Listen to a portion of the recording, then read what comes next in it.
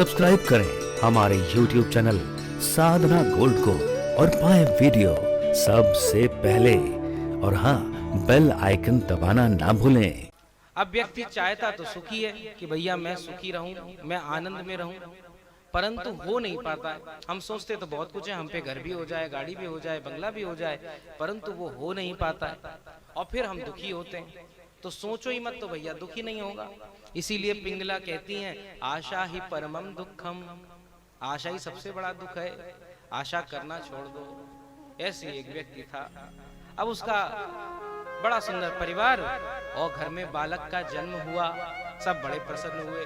ज्योतिषी जी पे गए कि इसका कुंडली बता दो। ज्योतिषी जी ने विवेचना कर दी। बढ़िया एसी के कमरे में बैठेगा, आनंद से रहेगा, खूब इसके पास धन पड़ा रहेगा और बड़ी बड़ी बिल्डिंगों में बैठेगा। अब वो व्यक्ति के लिए बड़ा प्रसन्न हो गए कि चलो हमें तो चिंता ही करनी नहीं, अब तो ये बढ़िया कमाएगा खाएगा, हम काहे को करें। और बैठ गए। अब जब बड़ा हुआ तो पता चले ना पढ़ने में ना लिखने में, अंत में एटीएम का सिक्योरिटी गार्ड बन गया। देखो साहब, पैसा ही पैसा है, एटीएम के अंदर पैसा भरा पड़ा है, एसी चल ही रहा है और बड़ी बिल्डिंग के अंदर बैठा रहता है। एक ऐसे ही भाई साहब थे, बड़े सेठ जी व्यापारी, खूब धन, खूब धनाढ्य, पर चिंता बहुत रहती, इस धन को कैसे संभालूं। बड़े बड़े डॉक्टरों से मिले, बड़े बड़े मनोवैज्ञानिकों से मिले, परंतु उसका हल ना हुआ। तो इसका हल कैसे हो, मन में विचार आया कि इसका हल कैसे करें।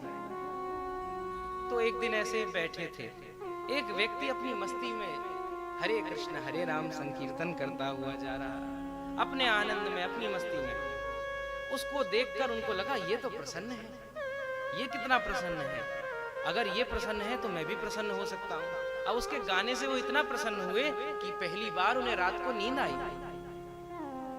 1 महीने में पहली बार वो सोए और अगले दिन उठे तो उन्हें लगा इसको मुझे कुछ देना चाहिए। इसने मेरी इतनी बड़ी समस्या हल कर दी। तो एक स्वर्ण की पोटली दे दी, सोने से भरे हुए सिक्कों की पोटली दे दी।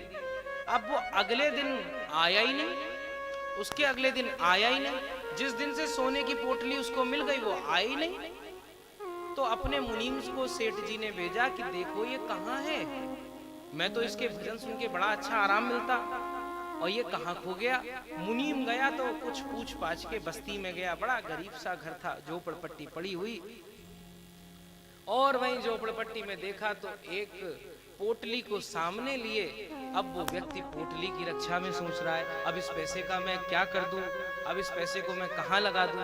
अब तक तो पैसा था नहीं तो कोई चिंता नहीं थी, अब इतना पैसा आ गया है तो अब मैं इसका क्या करूं, कैसे बचाऊं, कोई बस्ती वाला इसको चुरा ना ले।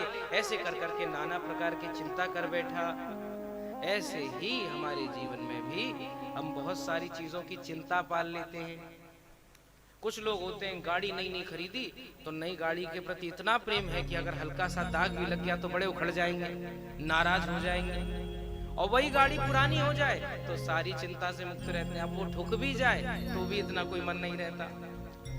बात यह है कि हमने चीजों से अपने आप को जोड़ रखा है। हम अखबार में पढ़ते हैं, आज इतने लोग मारे गए, आजकल सुबह सुबह उठ के चाय पी और अखबार पढ़ा, सबसे पहले अखबार में खबर आ गई आज यहाँ भूस्खलन हुआ, आज यहाँ इतनी हत्याएं हुई। हम भी कह देते हैं अरे चाय पियो बढ़िया है, ये सब तो होता ही रहता है।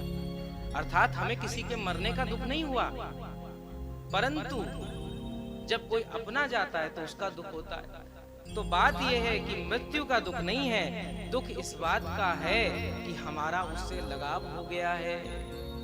लगाव ही सारे दुखों का कारण है।